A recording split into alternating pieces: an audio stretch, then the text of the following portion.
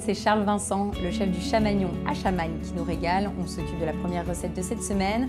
On est donc parti sur une mousse de betterave qu'on associe avec du chèvre, on va le retrouver. Et on va faire un petit stick de légumes. Voilà, donc une mise en bouche végétarienne pour le coup, parce que oui, voilà, fromage, légumes, on va se régaler. On commence par quoi du coup, Charles? Donc, on va commencer par déjà préparer nos petits légumes au wok. Oui. Après, on les fera en feuilles de briques. D'accord, donc c'est le fameux stick de légumes. C'est ça, ce sera frit. Ok, donc on y va. Donc tu as sorti un wok. Un wok, donc on va mettre un petit peu d'huile d'olive. Oui. Et t'as quoi là comme légumes alors? Je vois il y a carottes, courgettes, poireaux, oignons rouges. Voilà, un mix de légumes. Oui, quelque chose d'assez frais, très léger. Super. Donc tu as coupé assez finement pour le coup. Et on est sur une cuisson minute pour que ça soit un peu croquant. Et puis après, ça va être frit. Oui, de toute façon, il y aura une deuxième cuisson, d'accord. Donc là, on est vraiment sur très rapide, la petite fondée de légumes. C'est ça, on va juste les faire... on va éviter de leur donner de la coloration. D'accord. Donc là, on assaisonne. Donc un petit peu de sel. D'accord. Donc sel, poivre. Un petit peu de poivre, poivre 5 baies. Et ensuite... On déglace avec de la sauce soja sucrée. Donc sucrée. Sucrée. On a déjà mis l'apport en sel. Comme on veut que ce soit assez doux. Voilà. Et là, pour éviter toute coloration, on va continuer la cuisson à couvert. D'accord. Donc tu couvres. Je couvre. Et puis on va laisser cuire encore pendant quelques petites minutes. Voilà, 5-6 minutes. Pendant ce temps, on va s'occuper donc de notre mousse de betterave. Donc là, tu es parti sur de la betterave cuite. Elle est déjà cuite. L'idée, c'est vraiment d'être dans une recette pareille qu'on peut faire le soir à la maison en rentrant. Donc, on prend de la cuite directement. Ouais, c'est plus simple. Alors, du coup, par contre, on va pas la prendre sous vide parce qu'on va avoir une belle couleur. Si on l'avait pris sous vide, on aurait une couleur un petit peu plus terne. D'accord. Alors que non, on l'épluche. Ça, tu me conseilles de le préparer d'avance. Est-ce qu'elle a besoin de reposer un peu ta mousse ou pas forcément? Légèrement. Si on la veut bien fraîche. Tu peux faire ça le matin pour le midi, c'est largement suffisant.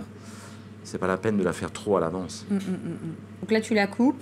Je la coupe, je vais la mettre dans le robot. Et tu vas mettre quand même de la gélatine ou pas? Pas du tout. Ah, d'accord. Là, c'est le fromage qui va nous servir de liant. D'accord, et qui va donner finalement de la texture à la mousse. Voilà, c'est ça. Parce que là c'est un fromage frais que tu vas mettre, c'est type quoi? C'est du chèvre frais. Ah, d'accord, du chèvre frais. Et quand on va faire le montage après, on mettra le chèvre un petit peu affiné. D'accord. Ça, c'est un petit peu que tu vas retrouver un peu en morceaux, il y aura de la mâche. Tout à fait. Donc après, on va la mixer. Avec le fromage. D'accord. Tu le rajoutes tout de suite ou on va déjà mixer? On va le rajouter tout de suite. D'accord. Donc je le mets dedans? Tu peux je mets tout? Vas-y.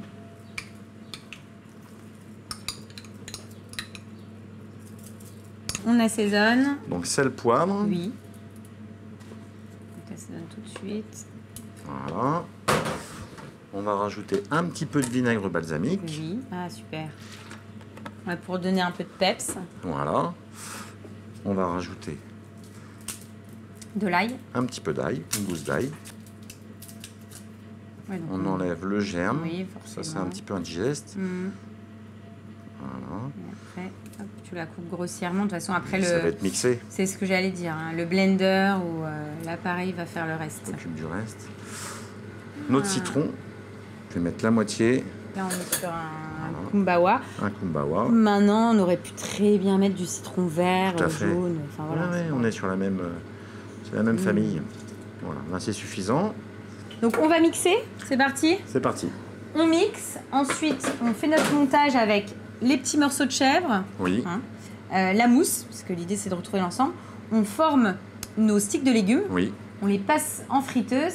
Après, on dresse et on goûte. Et on goûte.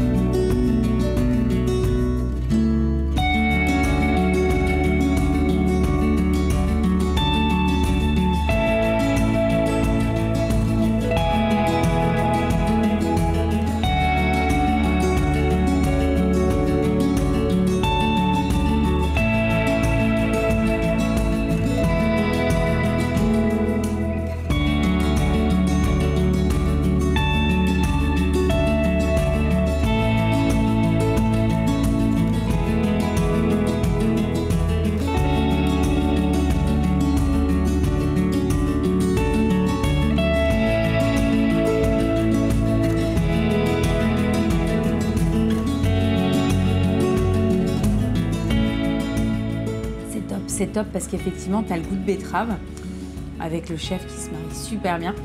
Et en texture, c'est vraiment top. On est vraiment dans le côté fraîcheur, etc. Et ce qui est vraiment aussi bien, c'est que tu retrouves du légume avec ce croustillant qui apporte aussi la gourmandise. T'as gourmandise, fraîcheur, croquant, t'as tout ce qu'il te faut, quoi. Donc c'est vraiment une belle mise en bouche. Ça présage de bonnes choses pour la suite.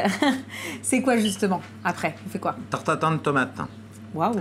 Avec basilic, tomate, donc un petit peu de travail, mais du coup dans l'esprit d'une vraie tatin. D'une vraie tatin avec un caramel salé. Donc on vient de d'émonder nos tomates.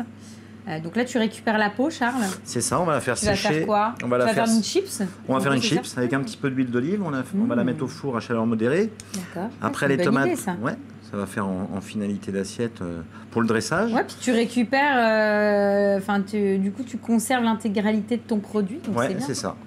Là après on va couper nos tomates, on va enlever l'intérieur. D'accord, bon, sachant que là tu es déjà parti sur une tomate où il y a énormément de chair, quoi. Ah oui, oui. Là, et d'ailleurs, tu me conseilles de partir sur une tomate pour la tatin où il y a beaucoup de chair? Oui, parce que du coup, ça va confire, on va mettre au four, donc ça va réduire fortement en cuisson. Et l'idée, c'est de garder un petit côté confit et sucré. Donc là, on enlève toutes ces petites cavités. D'accord. Voilà. Et alors, tu vas les laisser confire pendant combien de temps? Ça a besoin de temps. Et à 110 degrés, à peu près. Tout doux. 110 degrés pendant 3 heures. On va accompagner, on va la mettre avec un petit peu d'assaisonnement, quelques herbes fraîches, de l'ail. Pour le coup, après, la chair, elle va vraiment se confire et être toute gourmande, moelleuse. Ah oui, ça va être tout... c'est doux. Donc, hop, là, tu positionnes donc, tes tomates pour les faire confire donc, dans un plat. Un petit plat, on va le saler et poivrer. Donc, tu assaisonnes. Très peu, du coup. Hein. Voilà, sel, poivre. Voilà. On va rajouter du laurier. Oui. De l'ail haché. Ouais, l'idée, c'est vraiment de parfumer tes tomates. Ça va cuire pendant 3 heures à 110 degrés. Tu vois, ça va se nourrir de toutes les herbes que je mets, des herbes du jardin. On est vraiment dans la Provence. Hein. Voilà, t'as de l'origan, t'as de la sarriette, t'as du thym. On va mettre un petit peu de menthe. Ah ouais, tu mets toutes les herbes. La citronnelle. Super. Et on va rajouter de l'huile d'olive. Qui va permettre de confire. Voilà, tout doucement. Et allez, on enfourne. Donc on y va, 110 degrés. Et combien de temps tu m'avais dit? 3 heures. Voilà, 3 heures, ouais. On les oublie. On les oublie. Pendant ce temps-là, on va faire notre caramel. D'accord. Donc là, une casserole bien chaude. On va mettre notre sucre. Oui. Donc là, l'idée c'est d'avoir une coloration, enfin de lui donner une petite coloration. C'est ça. On fait un caramel. Donc là, on rajoute une pointe de sel. Et dès qu'on a l'obtention d'une belle couleur dorée, on va décuire avec le beurre et rajouter notre vinaigre de tomate. Pardon. Vinaigre de tomate, on le trouve facilement? Oui, ça on trouve ça relativement facilement dans toutes les boutiques. Bon, si j'ai pas ça, je peux déglacer avec du vinaigre balsamique, c'est possible? Tu peux, mais du coup, faut être plus modéré parce que le balsamique, tu vas avoir être un peu plus sucré. D'accord. Ou alors un vinaigre de vin. Oui. Balsamique, c'est bien aussi. Mais ça va être plus sucré. D'accord. Donc on va terminer notre caramel. Et après, on n'a plus qu'à faire le montage parce que tu as déjà préparé des tomates d'avance. Donc on monte, on mettra notre caramel, on mettra nos tomates confites, le feuilletage et au four pendant combien de temps à combien? Alors 20 minutes à 200 degrés. D'accord. Et après, on goûte. Et après, on goûte.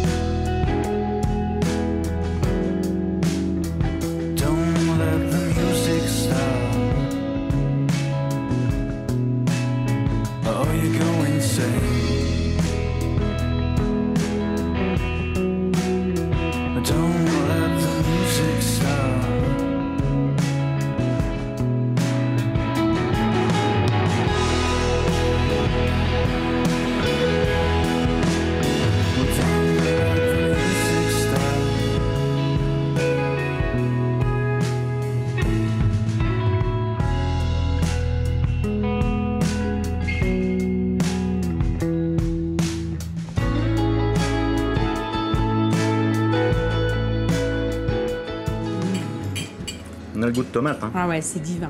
Franchement, c'est trop bon. Donc avec la petite compotée là d'oignon que tu as rajouté au-dessus. Oignon, beurre, sucre. Ouais, ça match super bien. Vraiment. Alors moi, je suis une grande fan de tatin. J'avais déjà mangé une tatin de tomate et j'adore. Et cette recette-là, elle est top. Et ce qui est bien, c'est qu'en termes de réalisation, ça va super vite. Et tu peux la servir froide. Ouais. Et froide et tiède, c'est parfait. Ou là, chaude avec une glace, un sorbet, tomate, basilic par exemple. C'est ce que j'allais dire, un petit sorbet basilic. Non, c'est top. Franchement, c'est bien. On fait quoi ensuite? On va enchaîner avec une purée céleri truffe et un filet de turbo juste snacké. Plutôt sympa, je trouve, comme recette avec la truffe, c'est bien. On commence par quoi, Charles? Donc on va mettre un petit peu de beurre dans notre ramequin. D'accord. Donc là, l'idée, c'est de faire notre purée. Une purée traditionnelle. Toi, tu utilises un robot. À la maison, vous utilisez une casserole, c'est pareil. Oui, de l'eau. Après, voilà, une base de purée, tu l'as fait avec de l'eau. Tu peux le faire pocher dans du lait. Nous, on a fait le choix de faire une purée un petit peu plus riche. Donc avec ça va être de la crème et du beurre. Carrément. Okay. Carrément. C'est pas estival, mais c'est pas grave. Mais ça va on amorce tout doucement l'automne, c'est ça? C'est ça, voilà, on se prépare pour les maillots de bain. Allez, donc pommes de terre, céleri. Pommes de terre, céleri. On rajoute 80 centilitres de crème. D'accord, donc de la crème. Ce qui remplace l'eau. Ouais, qui va nourrir finalement ton céleri, ta pomme de terre. On va rajouter le sel, le poivre. On l'assaisonne. Tout de suite. Voilà. On va pas mettre la truffe tout de suite. Non. On va la mettre à mi-cuisson. D'accord, à mi-cuisson. À mi-cuisson. Donc là, c'est parti. On part pour combien? Une vingtaine de minutes? Une vingtaine de minutes à 100 degrés. Hop, donc là, c'est bon. 100 degrés. Et donc, à mi-cuisson, on viendra mettre la truffe. C'est ça. Pendant ce temps, qu'est-ce qu'on fait? Eh ben, on va commencer à cuire notre turbo. D'accord. Et on va s'occuper après de la truffe. Oui. On va râper les extérieurs de la truffe pour rajouter dans notre purée. Et on va faire des beaux médaillons pour accompagner le turbo. D'accord. Donc là. Donc voilà notre truffe. D'accord, tu vas la couper. Donc on va prendre tout ce qui est extérieur qu'on va mettre dans notre purée. Oui, tout ce qui est tous les petits morceaux. Et finalement, les belles tranches, on va les garder pour mettre sur le turbo. Là, on est sur de la truffe quoi, d'été?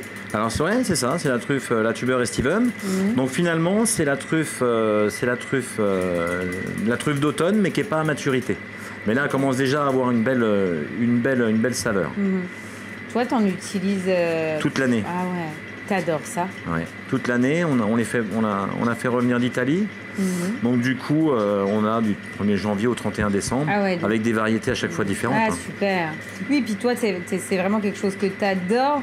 Un moment dans l'année, quand c'est la pleine saison, tu fais même un menu tout truffe, quoi. Un menu tout truffe au mois de décembre, oui, tout à fait. Ça, on va mettre ça dans la purée et on va garder l'intérieur de la truffe pour accompagner notre turbo. Et là, c'est là que tu vas faire des très jolies lamelles qui vont venir tapisser. Ah ouais, super. Qui vont venir tapisser ton poisson, quoi. Le poisson, le turbo. Donc là, c'est bon. Donc là, on est à mi-cuisson. D'accord. On va rajouter la truffe. Donc tu l'ajoutes, toute la petite truffe que tu as donc coupée. Toutes les brisures. Ah super. Ah, t'en mets pas mal. Oui, on va mettre pas mal de truffes. Et là, avec la chaleur et la crème qui est déjà bien réduite, y a ça va apporter du goût. Tout de suite. Le goût qui va se diffuser. Et donc là, tu repars en cuisson. On remet 10 minutes. D'accord. C'est parti. Là, on remet 10 minutes. Est-ce que pendant ce temps, on commence à s'occuper de notre poisson? On va snacker le filet de turbo. Donc on va l'assaisonner. Alors on va mettre que du sel, on va pas mettre de poivre. Pourquoi? Je poivre jamais le poisson. D'accord. Après c'est un choix, c'est personnel. Et puis on va le poêler avec de l'huile d'olive dans une poêle anti-adhésive. On va bien le faire dorer d'un côté et après on continuera à chaleur descendante. Comme ça on va garder une texture très moelleuse. Donc là on va snacker notre poisson. On terminera notre purée, et encore une dizaine de minutes de cuisson. Après on dresse et on goûte. It's just a matter of time. Before you make the connection. It's just a matter of time.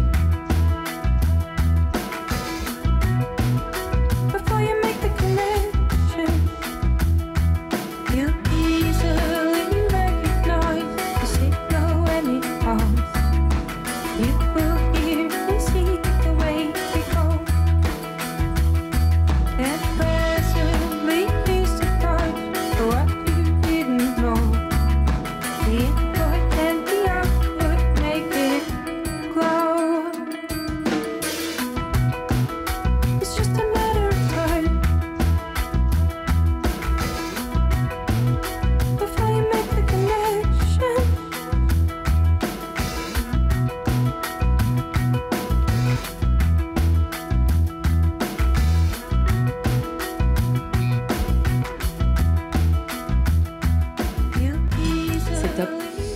La purée, elle est vraiment gourmande. Et avec la petite touche de céleri, ça matche très très bien avec la truffe. C'est très bon. Voilà, on reste dans un plat gourmand. Et ton poisson, la cuisson est maîtrisée. Et puis bah voilà, de toute façon, la truffe, c'est de la truffe. Hein. Ça s'associe très très bien avec ton poisson. T'as le goût le poisson qui est très moelleux et t'as le croquant de la truffe fraîche au-dessus. C'est bon. Et puis alors la purée, c'est un bonbon quoi. Oh, c'est top. Ensuite, qu'est-ce qu'on fait? Donc on va enchaîner sur un poulet qu'on va préparer avec du cédra. D'accord, donc citron. Voilà, citron qu'on a fait confire dans le sel. Du coup, on va partir sur un poulet qu'on va cuire en cocotte. Ah, super. Donc là, on est sur un citron. Hein, voilà, c'est un citron qu'on a conservé dans le sel. Oui. Bon, après, c'était un mode de conservation pour les marins. Du coup, là, on va récupérer on va pas utiliser la chair, on va utiliser que la peau. D'accord. Et ça va nous permettre de faire une préparation. Voilà, ça va embaumer le poulet. Donc on va partir sur une recette avec quelques oignons, un petit peu d'ail, huile d'olive, nos citrons. Et alors ça, c'est facile à faire. Enfin, en gros, j'achète quoi? Du citron. T'achètes le citron, tu les coupes en deux, tu garnis avec du gros sel. D'accord. Tu les mets dans les bocaux avec un petit peu d'eau et au bout d'un moment, ils vont se confire par eux-mêmes. Tu vois là, la peau elle est complètement translucide. Du coup, après, il faut pour la cuisine, il faut garder que la peau. D'accord. Et du coup, là, on est sur quelque chose qui va être très, très aromatique. Et ça matche très bien avec les volailles ou avec le poisson. D'accord. Donc et là, on a choisi de faire un poulet. Combien de temps? Ça, tu peux le garder 1 an, 2 ans, 3 ans sans problème. Ok. C'est un mode de conservation finalement. Donc là, on en a assez par rapport à la quantité de poulet qu'on souhaite faire. Donc ça, tu laisses de côté et... Hop. La pulpe, on l'enlève. Ouais, en fait, pour le coup, avec ce mode-là, la pulpe, elle n'a plus aucun intérêt. Aucun intérêt. Ouais, non. C'est vraiment translucide. Et l'odeur, c'est fou. Tu vois, tu pars sur un citron particulier ou non, même pas spécialement? Donc, là, on est sur du cédra, c'est une variété de citron. Oui, ok. Mais c'est un citron. Oui, d'accord. Mais on peut le faire avec un citron standard, classique. Bien sûr, sans problème. Donc après, on va pas trop saler parce que soit là, on rince un petit peu nos citrons confits. Parce que là, ils sont gorgés de sel. D'accord. Gorgés de sel. Donc, en quantité, t'as mis combien là pour ton... là, il y a 3 citrons, il n'y a pas grand-chose. 3 citrons et en poids de sel? En poids de sel, tu es sur quelque chose aux alentours de, je sais pas, là, si tu as 1 kg de citron, tu mets 500 g de sel, c'est bien. D'accord, ok. C'est pour ça qu'il faut bien le rincer après. Ok. Et tu attends minimum combien de temps avant de le consommer? Au bout d'1 mois, 2 mois, c'est bon. Donc là, on va les découper, mais grossièrement, puisque de toute manière, c'est juste la base de notre sauce. Et ça, c'est des citrons qu'après, tu peux en confit comme ça, c'est trop bon. Tu peux les utiliser genre dans des tagines, des choses comme ça. Bah là, avec le poulet, c'est le même esprit un peu méditerranéen. Mais ça, c'est ce qu'ils utilisent pour faire les tagines. Ça fait partie de leur culture également. Donc là, le citron, c'est bon. On va saler, poivrer. Ah, tu vas... Ouais, bon, on les assaisonne, on va les assaisonner. Donc là, tu as tout. Je te laisse le faire. Donc, tu coupes... le poulet, donc tu as déjà on va saler, élevé. Non, là tu poivres. Poivrer. Très peu de sel du coup. Oui. Ouais, recto verso. Ah, super. Voilà. Les petits suprêmes. Ouais, en fait, tu vas créer ton jus naturellement dans ta cocotte. C'est ça. On va juste rajouter un petit peu de farine, ce qu'on appelle singé, pour donner un côté un peu épais. On va pas rajouter de fond dans notre sauce, donc c'est vraiment... Là, tu coupes tes petits oignons. Les petits oignons, ça va bien rissoler, ça va apporter du goût. Des petits oignons rouges. Les oignons grelots, c'est la pleine période. Voilà. Et on aura un petit peu d'ail également. Donc là, tout est prêt, on va passer sur la cocotte. Sur la cuisson. Donc là, tu fais une première cuisson préalable dans ta poêle, c'est ça le principe? Tu vas bien saisir. On va bien saisir. D'accord. Parce que là, on n'aurait pas. Si on laisse dans la cocotte, elle est un peu petite, donc ça va pas être uniforme. Alors que là, on va bien faire saisir nos différents morceaux de poulet. Tu vas apporter une belle coloration et après, tu finiras la cuisson en cocotte et au four. C'est ça. Tu mets un petit peu d'huile d'olive dans ta poêle, bien chaude. Un petit peu de beurre. Ouais, pour vraiment ça, bien c'est intéressant pour avoir une belle coloration au niveau du poulet. Et ensuite, donc, on va faire saisir notre poulet. Voilà. Donc là, tu vas le saisir. Tu le mets côté peau. D'accord, côté peau, dans un premier temps. Ah, super. Et également, donc, la carcasse. Et après la cuisson en cocotte, vu que tu l'auras déjà saisie, comme ça va mettre combien de temps? Tu vas la laisser combien de temps? Une demi-heure quand même? Une demi-heure, oui, une demi-heure. 40 minutes, c'est bien. Alors, tu as des morceaux qui vont cuire plus rapidement que d'autres, tu vois. La cuisse, c'est un peu plus long. Après, il ne faut pas être trop fort sur la cuisson, parce que sinon, après, ta viande, elle va se raidir, ça va pas être moelleux. Donc, il faut quand même être modéré sur la température de ton four. On va le mettre à combien? On va le mettre à 160. D'accord, ah oui, plutôt, ouais, ok, assez doux. Donc, la viande, on la met dans la cocotte. D'accord, tu la débarrasses. Une fois qu'elle est bien saisie, qu'elle a pris une belle couleur. Voilà. Le filet et les petits solides. Les solides. Notre carcasse, on va rajouter les oignons. Là aussi, tu veux leur apporter une belle coloration. Une petite coloration. D'accord, donc les petits oignons rouges, nouveaux. Là, on peut rajouter l'ail ici. Directement de l'ail dans la cocotte. Dans la cocotte.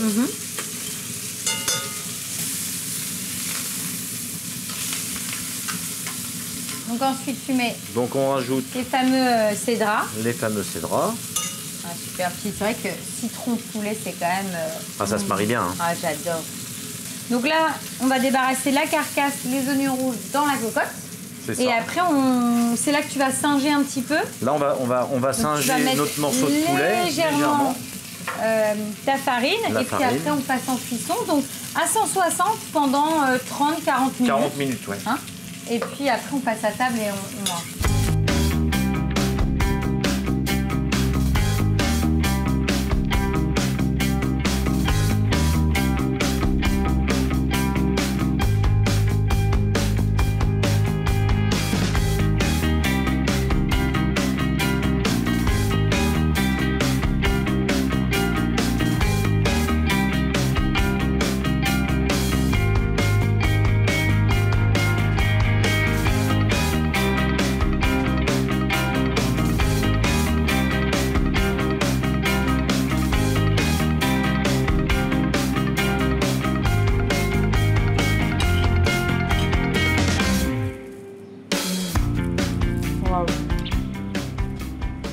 Le citron, hein. Ah ouais, c'est trop bon. En fait, je sais, enfin voilà, on sait quand même citron, poulet que ça marche bien. Mais là, avec l'option comme ça, citron confit avec les citrons là. Très parfumé. Hein. Ah ouais, c'est excellent. Franchement, c'est divin. On est vraiment sur une recette que j'adore parce que c'est convivial. Et en même temps, t'arrives, il y a des convives à la maison, tu mets ta cocotte, ouais, tu ouvres, on a eu tout de suite cette odeur là. Ouais. Oh, c'est trop bon et le goût est vraiment divin. Pour accompagner, à la limite, on peut partir sur quoi? Petite pomme de terre. Petite pomme de terre rôtie. Ouais. Avec simple, un petit efficace. peu de sarriette. Ouais, c'est bien. C'est vraiment une belle recette. Voilà, c'est simple, efficace et avec la petite touche là de cédra, parfait. On va terminer avec un dessert. Tu nous fais quoi? Donc on va faire une pavlova. Donc c'est une base de meringue, une mousse vanille. Ça va être servi avec une chantilly et on va servir ça avec des abricots qu'on va faire infuser avec de la vanille également. Donc là, on fait notre mousse vanille, c'est ça? C'est ça. Donc mascarpone. Mascarpone, on va l'incorporer avec un sirop de sucre. D'accord. Avec les gousses de vanille. Oui. Donc là, on va tout mettre. Voilà. Et là, 500 grammes. Donc 500 grammes de mascarpone avec ce fameux sirop où on a mis sucre, eau et tes gousses de vanille que tu as coupées en deux pour avoir tous tes petits grains noirs. Tous les petites graines, ouais, c'est ça. Donc là, ça, on va le faire fondre. D'accord. On va la fouetter un petit peu. Du coup, on incorporera avec un petit peu de gélatine. Oui. Après, on va faire un deuxième appareil avec les jaunes d'œufs et le sucre. Donc là, on a nos jaunes d'œufs. Donc les jaunes sont là, tu rajoutes ton sucre. On rajoute le sucre et on va les faire blanchir. D'accord. Donc là, c'est parti. On y va.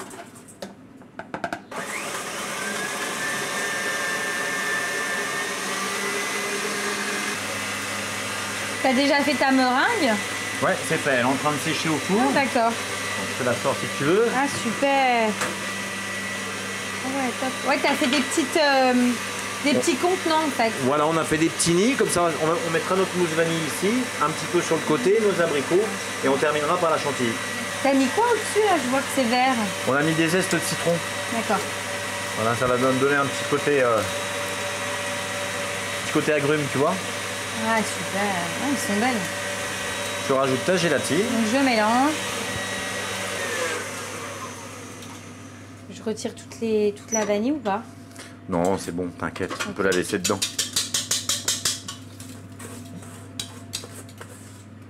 Ah super, ah oui, donc là on a vraiment bien blanchi. Donc là on incorpore notre mascarpone avec... Donc, mascarpone sirop avec les gousses de vanille mis dedans et tu mets ça donc à tes... Avec les jaunes d'œufs qu'on a blanchis avec le sucre. On va reprendre un gros fouet. Et tu vas mélanger l'ensemble. C'est ça.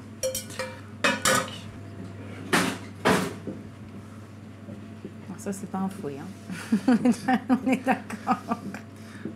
Donc, tu voyais ça comment, toi, le fouet? Moi, je sais pas, j'avais pas imaginé ça. C'est pas dit, on prend un gros fouet, donc ok. C'est quoi d'ailleurs? Une maryse. C'est ça. Voilà. C'est bien.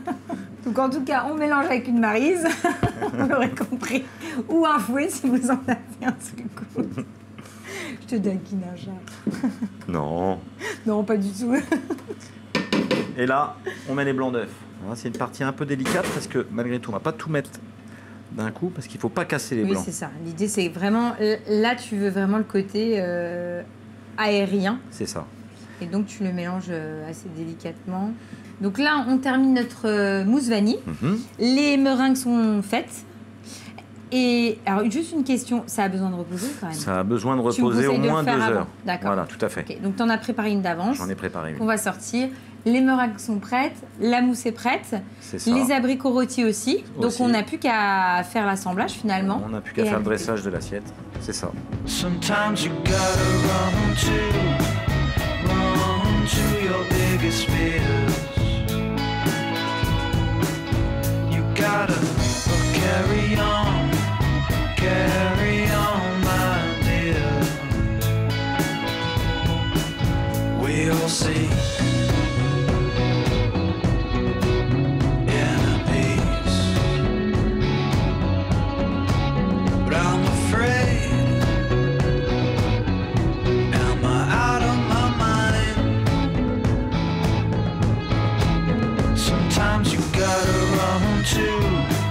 Run to your biggest fears. You gotta carry on. Voilà, mousse vanille. C'est bon, hein? Elle est trop bonne. Léger? Ouais. C'est excellent, on sent vraiment bien la vanille. Et ce qui est bien, c'est qu'on est, tu sais, sur un dessert, en fonction si tu prends de la framboise, de l'abricot, que de la vanille. T'as des goûts qui sont différents. Donc ça, c'est cool. Et puis là, je viens de tomber sur, tu sais, les petites notes de citron vert. Ouais. Ah, c'est cool. Pas le croquant. Ouais. Non, c'est une belle recette. Mais ce qui est bien, on peut tout préparer en amont. On n'a plus qu'à faire le dressage. C'est ça. Donc ça, c'est cool. Merci beaucoup, Charles, pour ton accueil. Comme d'habitude, on a beaucoup rigolé, on s'est régalé et on reviendra l'année prochaine comme chaque année. Bah, c'était avec plaisir, en tout cas.